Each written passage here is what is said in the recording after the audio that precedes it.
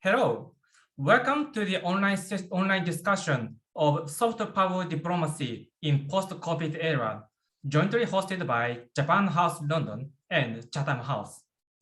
As the world emerges from the COVID-19 pandemic, three experts have gathered today to consider how Japan and the United Kingdom are utilizing their soft power diplomacy in their diplomatic exchanges.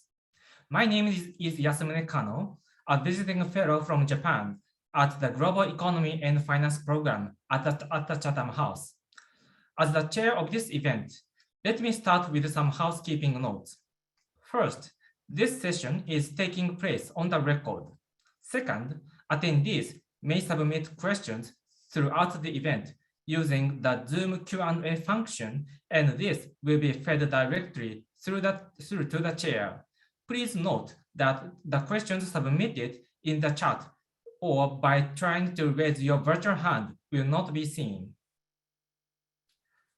This session will start with the opening remarks by Mr. Michael Houlihan, the Director General of Japan House.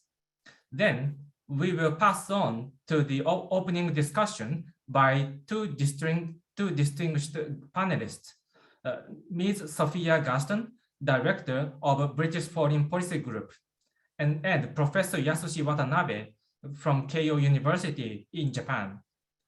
I may ask one question to each of the three guests, followed by questions from the audience.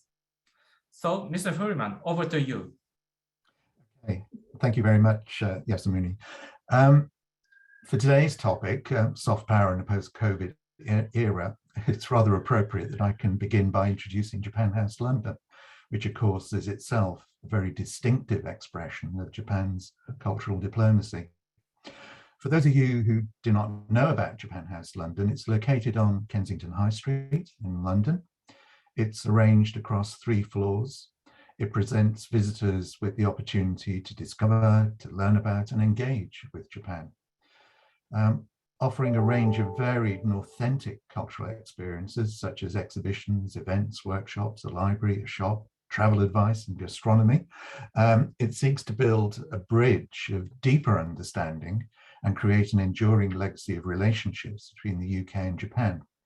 Our latest exhibition, Windowology, Architectural Views from Japan, opened just yesterday, so please try and get along to it if you can. As we see this morning, Japan House is also a forum for the exchange of ideas, new developments, and conversations between the two nations across a range of important topics. And in the past, these have covered aging society, climate change, security, COVID, and trade. In addition to our physical presence in London, and I think this is relevant to what we're going to be talking about, over the last 18 months, we have accelerated the creation of what is probably best described as Japan House Online. This is a vigorous virtual presence that replicates a virtual version of the physical site. We have created live events and activities arranging across manga and craft workshops, live sake brewery visits, through to 3D virtual exhibition tours, masterclasses in kitchen skills, and the development of an online shop. So you can check all these out on our website. Just a little bit more about Japan House, which I think is probably relevant to what we're going to be talking about. From our research, we know that Japan House London is seen in London as having a very strong brand. And this is based on through its emphasis on design, quality, material culture, and a recognition of Japan's very wide definition of what culture embraces, from the inspiring to the everyday and the functional. Secondly, the brand requires Japan House to be a place where Japan tells the stories that Japan tells itself about itself. That is also one definition of culture, of course. This makes it actually a surprising and authentic venue. Who would have thought that windows could be the subject of an exhibition? But windows are social, they are cultural as well as architectural. The other aspects that I've just mentioned there, retail and gastronomy, are also embraced as part of that story and present a really attractive and engaging opportunity to learn about Japan in that cultural context. For us, the sort of centrality of future financial sustainability to our aim is one of our key aims. And the fact that it's very important to us, our ability to drive sustainability through creating a legacy for the future tends to also mean that we have to be innovative and change and adapt. Our strong connections also with partners across Japan, including sub-national partners, such as local authorities, has also been at the forefront of programming and our projection of Japan across all of our activities. Interestingly, the majority of our audience are aged between 18 and 35. So it's a very young audience, very different to the sort of audience I experienced when I was running museums, which was much older. Also, as a mark of the times, over 50% of our physical visits are actually generated by social media. So I think that, again, is important for understanding the nature of the audience, but also the future nature of soft diplomacy. Just to finish off with a general comment, really. Having worked in museums, obviously I recognize it's arguable that culture will always be somewhat political and its reflection politicized through its institutional forms, not least because these forms choose what we want to remember, the stories we want to tell, the stories we might want to forget. And so these stories become very important in terms of projecting a nation. So governments do tend to support a range of these predetermined cultural forms, whether it's museums, theatre, opera, libraries, language centres, archives, and international cultural institutions such as Japan House, the British Council, or the Goethe Institute, and so on. These are gateways to a culture, and these forms very often become the definition of a nature or region's culture. So when it comes to projecting culture, these are just purely my observations, there will always be multiple self-images and contradictory questions about the face that a nation presents and projects. So how does a nation officially see itself, and which image does it choose to project? How does a nation go on from there to present itself to others? How is the nation perceived by others? And in a contradictory way, how does a nation perceive that it itself is perceived by others? So having declared my professional interest in all this and today's topic, I'm really looking forward to the session. So I'll hand back to Yasmini. Thank you for thanks, Michael, for your opening remarks. I visited Japan House London yesterday. It's a very nice building and great location, isn't it? Well, the building is probably nicer and better than Chatham House. Thank you also for mentioning that Japan House lets Japan tell its story, because the topics of Japanese soft power is now becoming much more popular than before, and I did enjoy the British Museum. The British Museum's exhibition of Hokusai and also Ashimorian's exhibition of Tokyo and Edo pictures, including the Edo period. But those were very interesting. But those are the soft powers that are being chosen or perceived by the British side, while Japan House presents what Japan initiates to show as its soft power. It was also interesting to hear that the visitors to Chatham House almost, majority of the visitors are rather young generations. Also knowing the Japan House through SNS, which it is a fact that sounds very hopeful or positive in the context of a post-pandemic era. Compared with conventional museums, where most of the visitors tend to be, older generation. Also, I'm also curious about how you compare Japan House with other soft power agencies such as the British Council or Gates Institute. But we'll come back later to the topics that I mentioned. Also, I think it's quite interesting I also think it should be widely known that Japan House had a large series of exhibitions related to 1964 Tokyo Olympics, in addition to giving a highlight on individual artists, craftsmen, and local authorities that you mentioned, including Sakai City of Osaka Prefecture. So now I would like to Ms. Sophia Gaston for her opening discussion. So Sophia, over to you. Thank you very much, and it's great to be here with you all. I noticed the title of this session is to talk about a kind of, soft power diplomacy of post-COVID world, and I think it's quite clear that we are not in a post-COVID world for some time, much to all of our chagrin. But I think it's worth just starting by spending a few moments reflecting on and what that's actually done in terms of the disruptions to both diplomacy and the projection of soft power. Equally, how it's been used as an opportunity by certain countries to project their soft power. And that's, of course, because the pandemic has arrived at a time of very intense geopolitical competition, where global and regional power dynamics are in a state of flux. I think that these questions about soft power in many ways came to the fore through the fact that I think health and general kind of scientific innovation have increasingly become such an important part of national efforts around soft power, and obviously the sense that there have been rather scarce resources and an urgent need for collective action has created an opportunity there. So we've seen liberal allies and strategic rivals trying to find opportunities within the pandemic to advance their own soft power, and that includes Britain as well.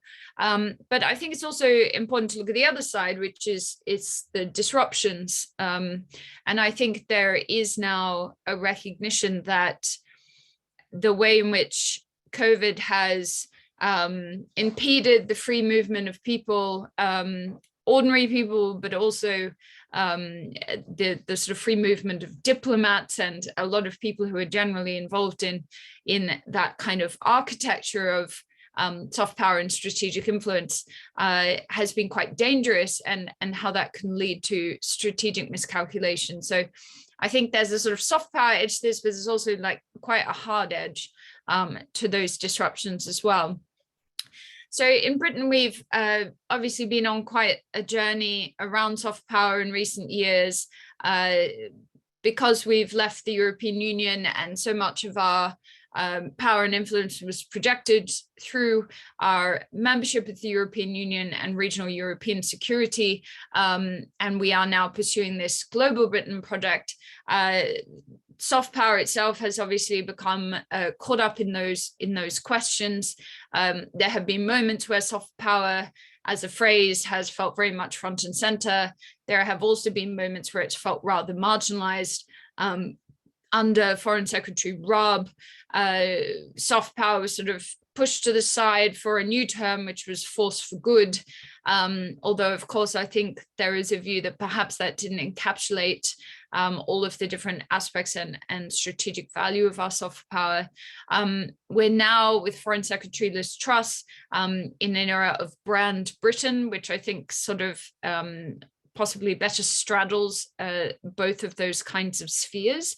But I think it's important to note that a lot of aspects of our soft power are still being determined, and are still trying to find docking stations in government for how they will be advanced and kind of brought together, because at the moment our soft power is sort of distributed amongst a number of different departments, and doesn't have a kind of centralized force overseeing it.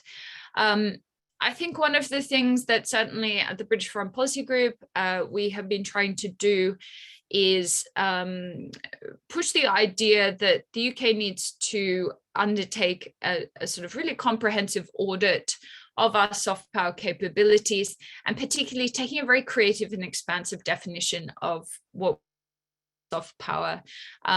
Much of this is, I think we obviously focus a lot on cultural institutions and so on, and many of our kind of cultural, obviously immensely important and often the gateway by which people connect with Britain. But this conversation about soft power is also really about our strategic influence, and is very much connected to our prosperity and national security as well. So it does have hard edges. And so when we're thinking about, what these sorts of things are that need to be in scope, a lot of this actually comes down to these questions that are being looked at within the broader Global Britain project and were distilled within the integrated review, which was published earlier this year, which is essentially an assessment of our strengths, capabilities, and the areas that we in as well. And the big conclusion of that was that we are a sort of science and technology superpower. I would go further than that to say, I think, there is this idea that one of Britain's strengths is not just that we produce things, but that we can be the sort of brains of the world. And part of that is in relation to a lot of aspects of foreign policy that perhaps haven't been given the visibility or credence that they deserve, but a lot of our influence can be advanced through things like international regulation, global governance, standard setting, has as the kind of mother of parliamentary democracy. And I think that there is a way in which, in a kind of post-imperial environment, we haven't found a way to really engage with those concepts, some of which are linked to our historical role as an architect of some of these forms of national and global governance. But, I think that what has become clear is that geopolitics in this day and age, when we're talking about an existential threat to the future of democracy in the liberal world order, it's also very much cultural. And the kind of infrastructure of our democracy, our expertise in governance, standards, and regulation, these are part of our soft power, but they're also part of our competitive advantage and our kind of global democratic mission. So I think, taking a step back of where we've been through a very bumpy period over the past 5 or so years, but I think actually the UK's soft power has remained relatively resilient during this time of enormous change, but there's a lot that needs to be shored up, and we absolutely can't take for granted that we will continue to have these sorts of enduring assets. They need to be tended to and muscularized. One thing that we are advocating at the British Foreign Policy Group is that we need a dedicated, centralized UK soft power strategy, one which encompasses the full suite of our assets, but also starts to identify other opportunities and kind of reasserts the role of soft power and its integration into other aspects of our foreign policy and our economic strategy as well. And I would say that just as an example of something that where we have an asset that we're perhaps not harnessing as well as we could, on 2 levels, we have the British diaspora abroad. We haven't been particularly effective at regarding the British diaspora as a strategic foreign policy instrument, but we need to be making more of that because we are a kind of big traveling nation, and these sort of boots on the ground are very important for cultural engagement and links. Equally, more I suppose strengthening the relationship that government directly has with diaspora communities in the UK on a kind of geopolitical level, and understanding that those relationships and people-to-people links are absolutely going to be essential to help broadening our international influence and reach. And then just finally, just a couple of words on the UK-Japan relationship. I think it's absolutely clear that this is one of the relationships that will be prioritized and strengthened as part of the Global Britain project.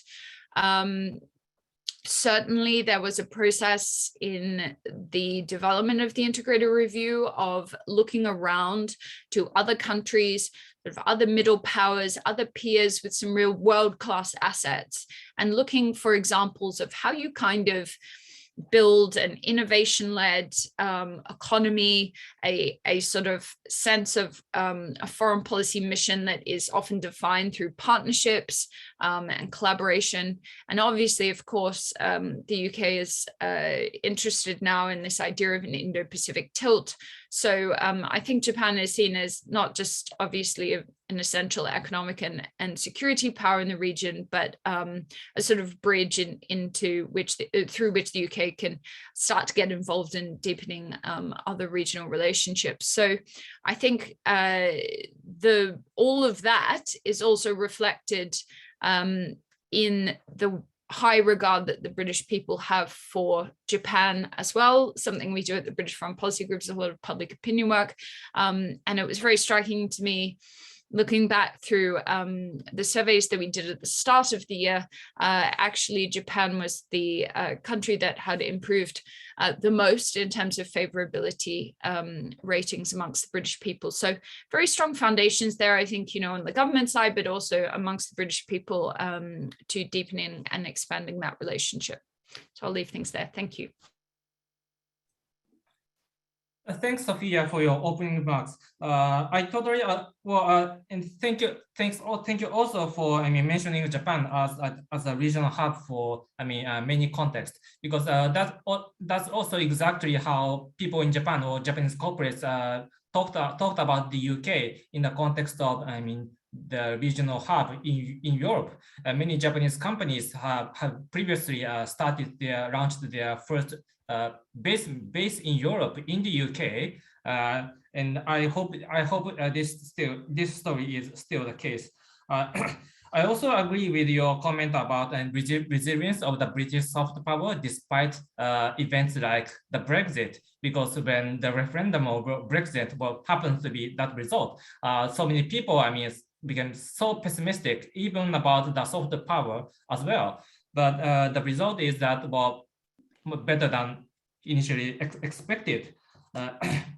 Also, of course, we should not forget the fact that we are still in the pandemic and it is not post-pandemic yet. So now I would like Professor Watanabe for his opening discussion. So Professor Watanabe, over to you. Okay, thank you, Kano-san, for the introduction and chairing this session. And I'd like to thank the Chatham House and the Japan House London for hosting this event. And good to be with Sophia and Michael and many guests online. I remember giving a talk about populism in Japan at the Chatham House, and also having a beautiful lunch at the Japan House 2.5 years ago. And I just miss London so much.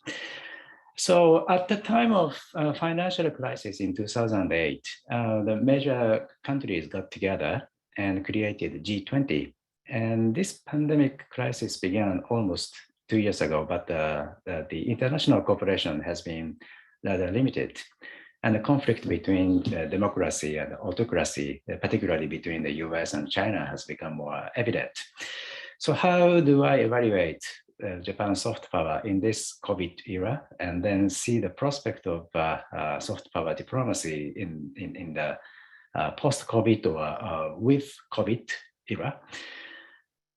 First, Japan's measures against COVID-19 may have not attracted as much attention as those of Taiwan and New Zealand. And living in Japan, I constantly hear the criticism of the Japanese government's response in Japanese media, which I think is a healthy thing. But the data itself is not so bad from an international perspective. As you know, Japan has a population of about 120 million. And the recent number of new infection is about 100 per day, and with 1 or 2 deaths. And about 77% of population have completed second shot of vaccination. And no one knows how the new Omicron variant will affect Japan, but at least so far, not so bad. And in the past summer, the Tokyo Olympic finally took place. And to be honest, I had thought that the soft power impact of the mega event like Olympic would be temporary because the nature of the Olympic has changed over the past few decades. So I didn't have excessively high expectation from the beginning. Nevertheless, the pandemic certainly limited the opportunity to promote Japan. And although Dr. Fauci, who is a medical advisor to the US president, praised the disease control measures of the Tokyo Games, it was still disappointing to see the Olympics with almost no spectators. And the Japanese public opinion was divided over the pros and the cons of hosting the Olympic amid the pandemic crisis. But at least the dissents and criticism of the government were never silenced. And I don't think we can take this for granted in China, which will host the Winter Olympic in 2 months. And speaking of the Olympic, I believe that the Japanese government response to the Belarusian athletes who requested asylum in third country for fear of sanction in her own country was highly appreciated by the international community. And I believe that the Tokyo Game served as a milestone in demonstrating Japan's respect for freedom of speech and human rights. And when we talk about Japan's soft power, we tend to focus on the uniqueness of Japanese culture and society, but we need to further strengthen our efforts on universal themes such as human rights and environment. And speaking of China, the mask diplomacy or the vaccine diplomacy have attracted attention in the wake of this pandemic. But China's response to the Hong Kong and Uyghur has considerably damaged China's soft power. So Chinese wolf warrior diplomats are now very desperate. And Japan has been alarmed by China's human rights violations and geopolitical ambitions for more than 10 years. And the US used to be more optimistic and believed that China would democratize as its economy developed. In recent years, but however, the US has finally changed its mind. And I think the same is more or less true, at least for the Western Europe. And as some of you may know, Japan has been promoting the concept of free and open Indo-Pacific since the previous Abe administration. And it's a concept that rejects the unilateral changes of status quo by force. And recently, the US and the UK and Australia and the more European and Asian countries have begun using this concept. So if I were to name Japan's greatest soft power achievement in recent years, I would name this concept.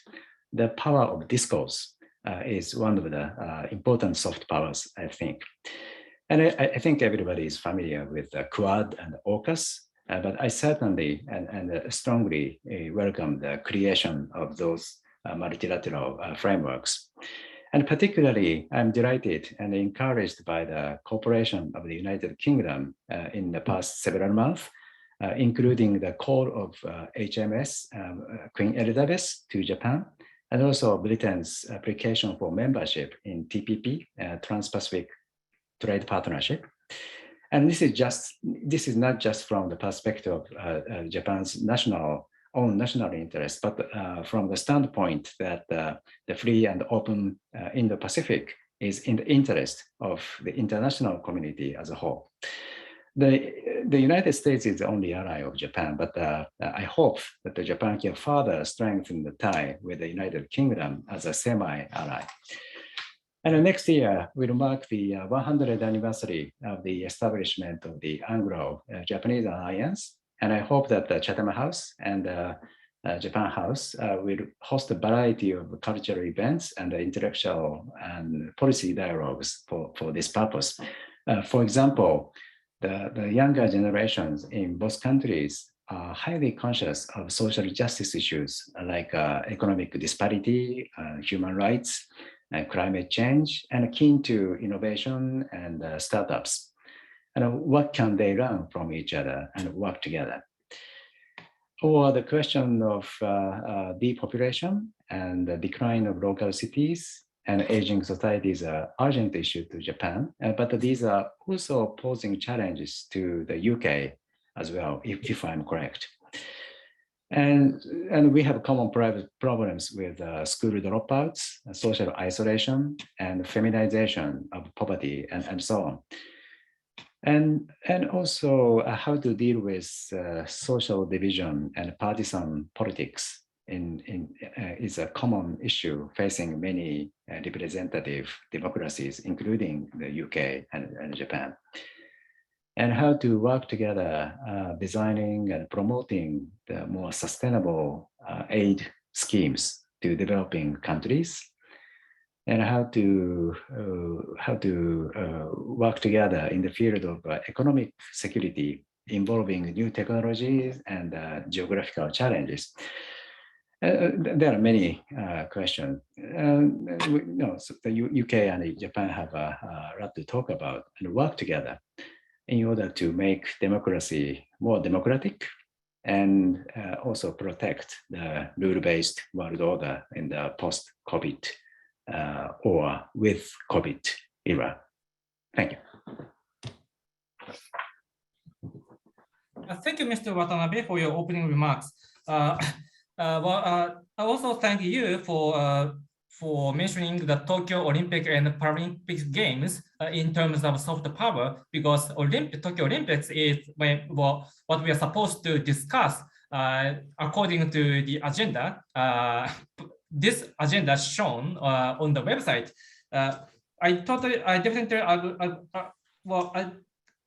It's also it's very interesting to hear that. The soft power, the perception of the nation's image in terms of soft power is reflected when that country becomes the host nation of the Olympic. Because during the Tokyo Olympic, the biggest issue, the concern was about how to control the pandemic, while almost nobody concerned talked about boycott or diplomatic boycott for reasons like human rights. While so many countries and people are now talking about such concerns for Beijing Olympic. I mean, soft power, the soft power of the host country, depending on the situation, could bring embarrassing situation for people involved, people attending the Olympic, including the sponsor companies. It's also great that you mentioned that both Sophia and Yasushi mentioned the government's action toward the pandemic in terms of soft power, because at least in Japan, I think most people could understand that we have a kind of unique image about the UK or the UK government about handling the pandemic. Initially, it was a rather risk taker, but after that, they did quick action or quick recognition, quick authorization about vaccine, and they were rather courageous about making that action. I guess it could make their image that the UK could be both risk taker and rather innovative in science and technology for the pandemic. In long term, it could become a part of their soft power. While in Japan, the people will have lower level of satisfaction about the government's action, including the Olympics, but the result was not as bad as the pessimism about that. And I hope that history will bring better evaluation for that in later years. This year is, like you mentioned, 100-year anniversary, a centenary of the end of alliance. Well, it's quite tricky to, I don't know how we could celebrate centenary of the end of alliance, but this is definitely, the almost very unique common topic between Japan and the UK, because besides that, I think we only have royal family, well, topic of royal family that we could enjoy in common. Thank you. So having heard the opening remark and discussion from the three distinguished guests, I would like to ask one question to each of you. So first, I would like to ask one question to Mr. Houlihan.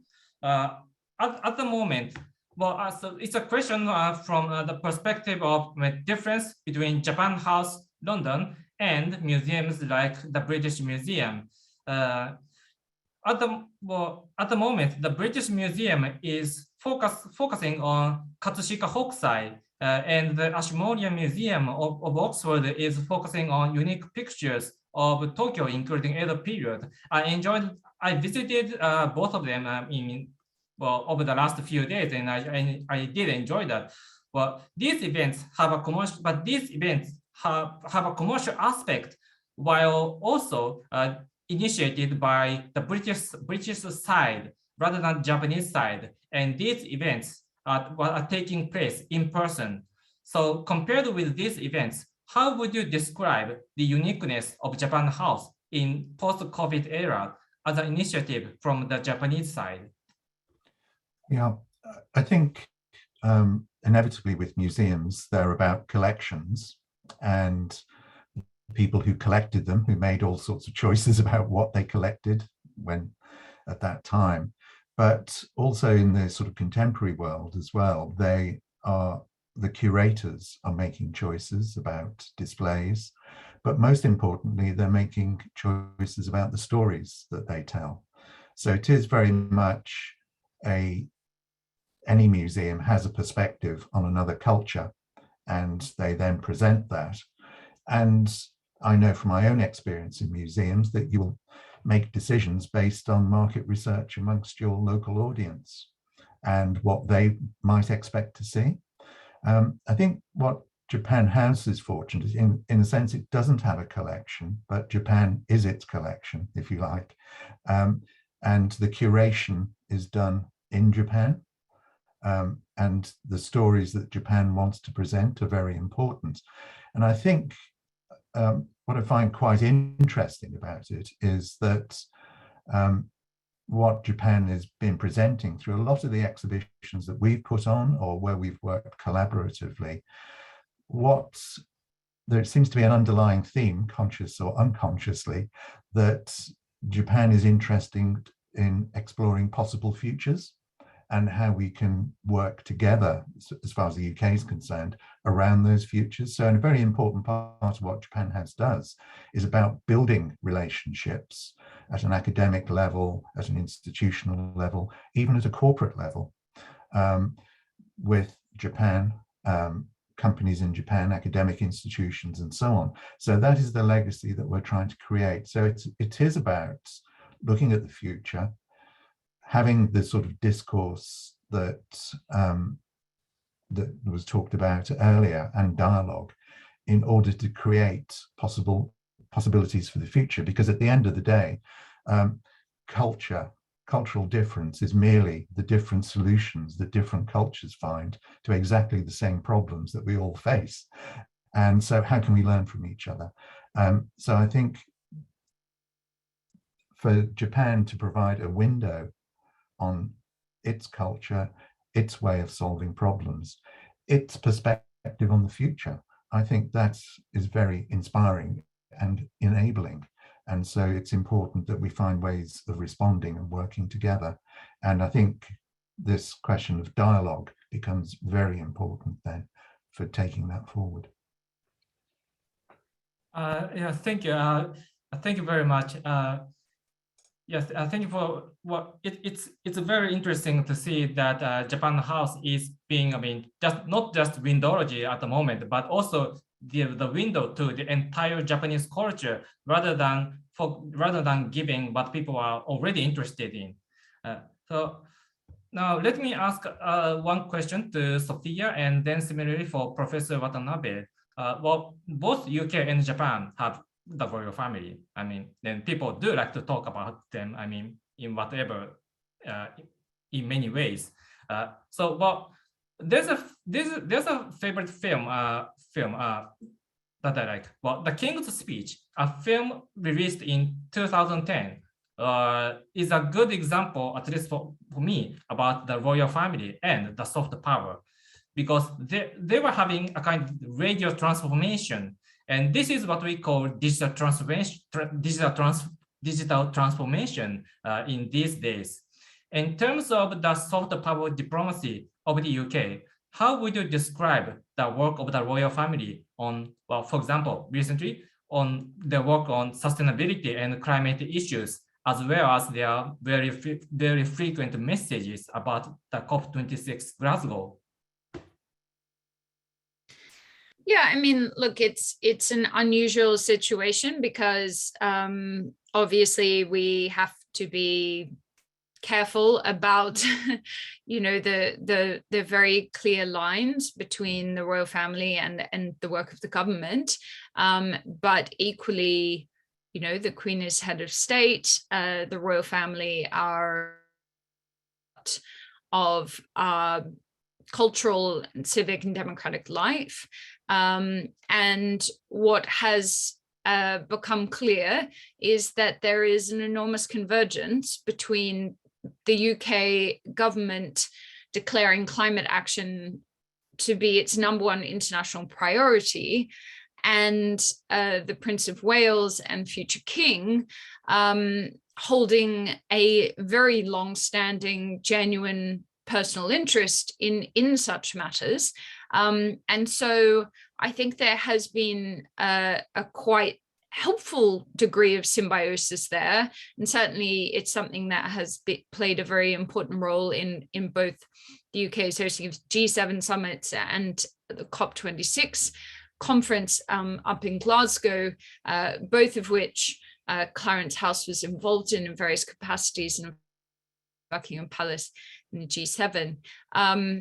So I think it is fair to say we're in slightly unusual terrain in this space, but, you know, equally, if carefully handled, the role of the British monarchy in advancing the UK's cultural diplomacy is a huge asset for the UK, because it's not just that the British people still fundamentally support home and are obviously very favourable towards the Queen as our head of state, but it's also that there is huge respect for the Queen and many other members of the royal family internationally, and so they are effective messengers for the UK's interests and values on the world stage. So I think we are in unusual times, but I think this is something that will be sort of hashed out and fleshed out a little bit over the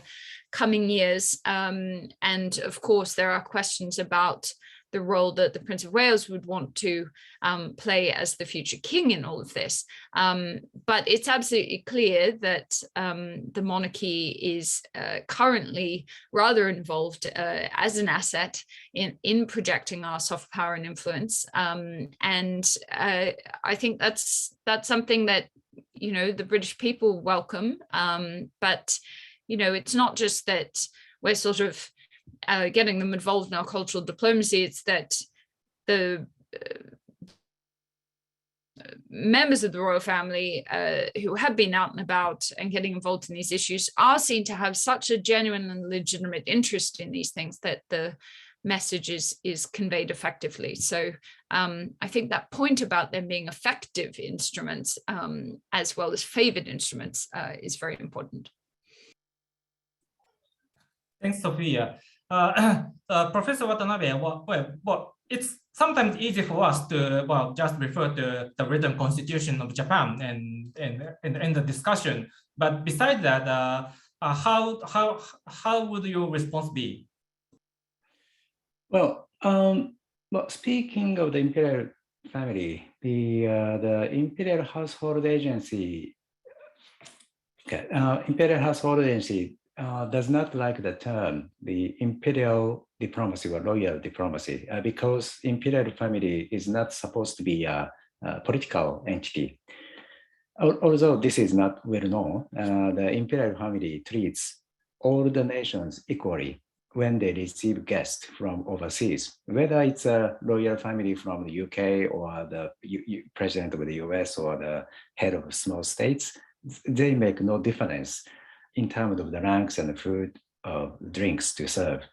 And this is because they are not supposed to be a political entity. So the imperial household is very careful that the imperial family will not take political action, even on the issue such as environment. But I think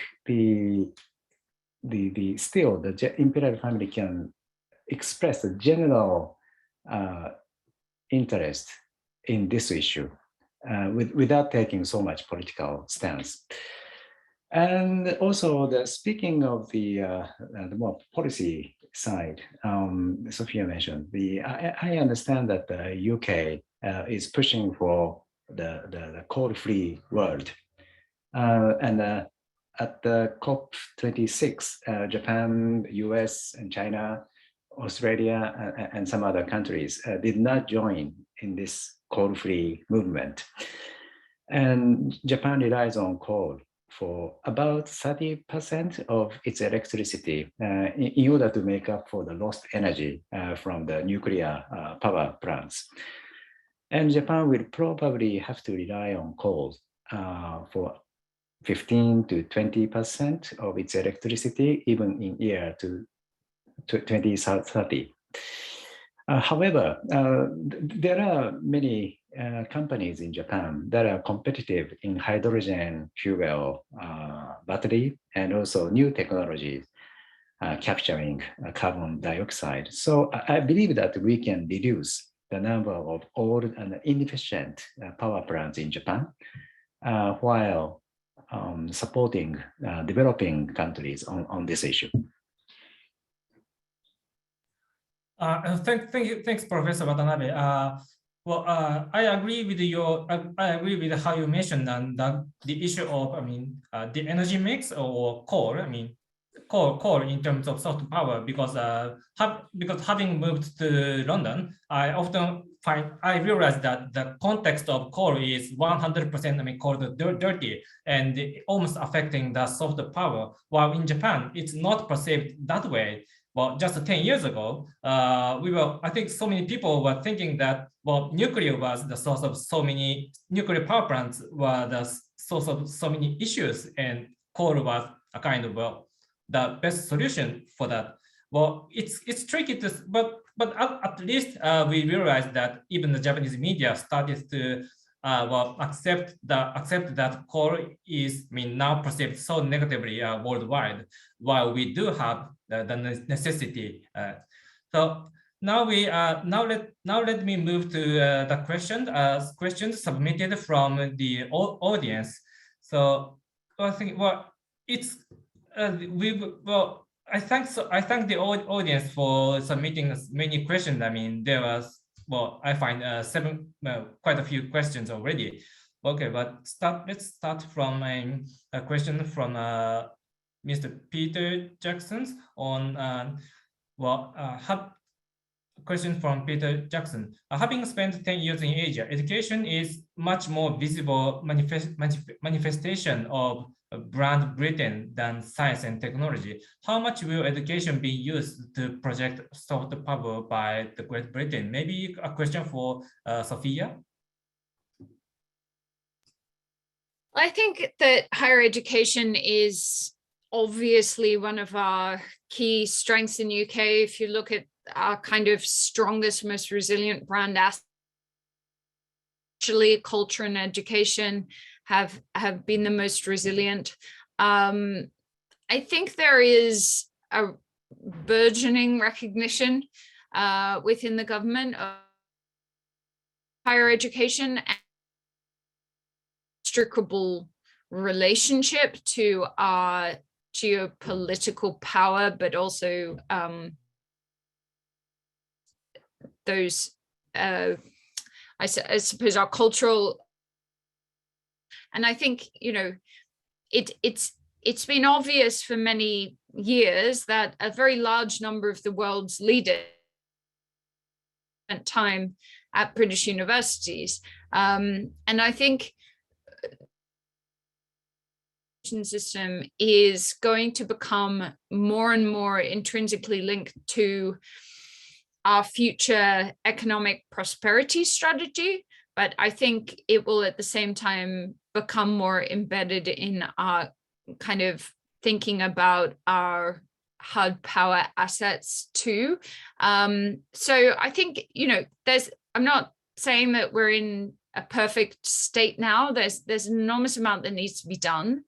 And of course, you know, higher education is coming into the frame, not just as an opportunity, but as a potential vulnerability. Certainly a lot of the conversations that have been taking place about resetting our relationship with China is starting to look at higher education. There's been huge disruptions to higher education during the pandemic.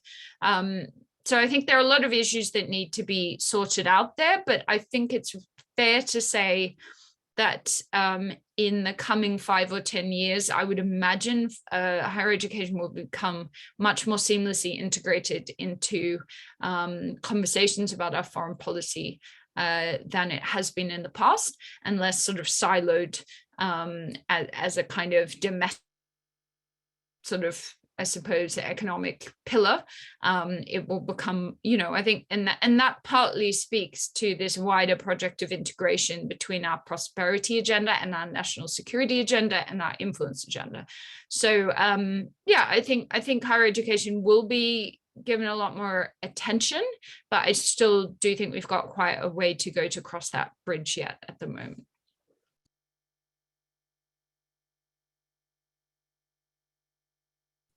Thank you. So let me move on to the next question from Dr. Peter Vrakos.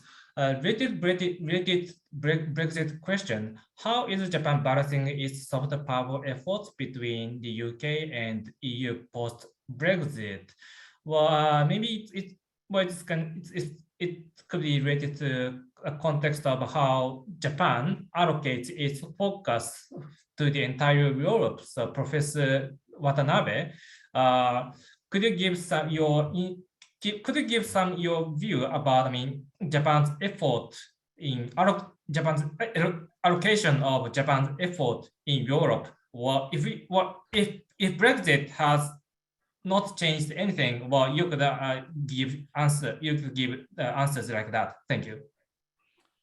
Thank you. I think Kano-san mentioned at the beginning of this session that the Japanese people are very concerned when, at the time of Brexit, what's going to happen with the UK and the soft power of UK and so on. Some were very pessimistic about the future collaboration between the UK and Japan. But as it turns out, the UK seems to be more committed to our part of the world, Indo-Pacific region, as I mentioned, by sending the HMS Queen Elizabeth and applying for the membership in TPP. So we are increasingly aware and realizing the importance of strengthening the relationship with UK. So I don't think there's any withdrawal of the soft power resources from the UK for that reason. Thank you, Professor Watanabe. So next, well, let me introduce, I think two questions, both related to international aid or assistance in context of soft power. First, a question from Mr. David Richardson. In the light of the UK's changing priorities on aid and international development, is there now more scope for the UK and Japan to work bilaterally to deliver meaningful development assistance and hence project soft power? And another related question from Ms. Katarina Sabogal regarding global Britain. You mentioned that the lack of a single organization leading the organization lead for British soft power, as well as integrated spending review and the new established priority partner regions. Do you think strategic alliance will be affected due to the lack of funding too, and an established public and an established public facing organization lead? Would this will have an impact in policy approach toward global challenges and British foreign reach?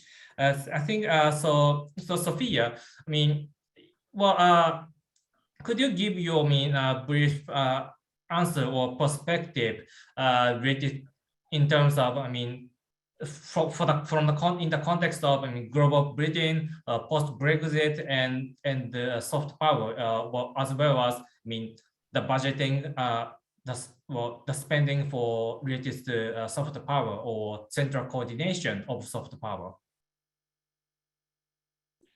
Sorry, what? So do you have any comment about the central coordination related to the British soft power, or how the initiative may go on?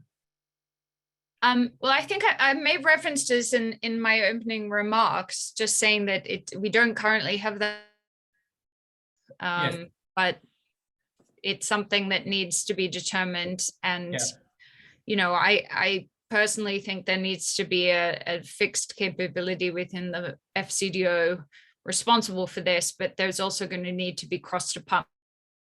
So, obviously there's a question about whether or not the beginning of that process needs to take place through the Cabinet Office. Yes, thank you. So let me pick, almost the final question from Andrew Tamworth. Maybe it's a question for Michael. There can be a big difference between how a country is perceived, how it thinks of itself, and how it wants other countries to think of it. Do you think that the key test of soft power is how successful a country is in modeling the external perception so that it is viewed how it wants to be viewed? So when we say soft power, everyone has different image. If you ask for specific examples, some people say manga or anime, while others say, well, what you see at the British Museum, while you would say your exhibition at Japan House. And the perspectives are quite different from British side or Japanese side or personal appetite and others. So could you provide your view about it? Yeah, obviously my view is restricted to the Japan House experience, but it is quite instructive in terms of an approach. Clearly, it does present one view of Japan that the Japanese government were very keen to present. And that is really based on tradition and how it influences the contemporary world. And it presents a very designed view, a very authentic view, or attempts to, of one particular aspect of Japan. So in Japan House, you won't find many pictures of Mount Fuji or lanterns or happy coats. It presents a very contemporary view of what Japan is doing and the way in which Japan is trying to present possibilities for the future as well. So that is one particular view. But in terms of, we do have to measure, we have our KPIs, and that is very much about how we are building relationships across ages, across companies, corporates, all the rest of it, that we are building not just cultural capital with Japan, but also economic capital in the long term. And as we know, in some societies, there is this view that cultural capital precedes economic capital because it makes it easier to build relationships if you better understand each other. So I think,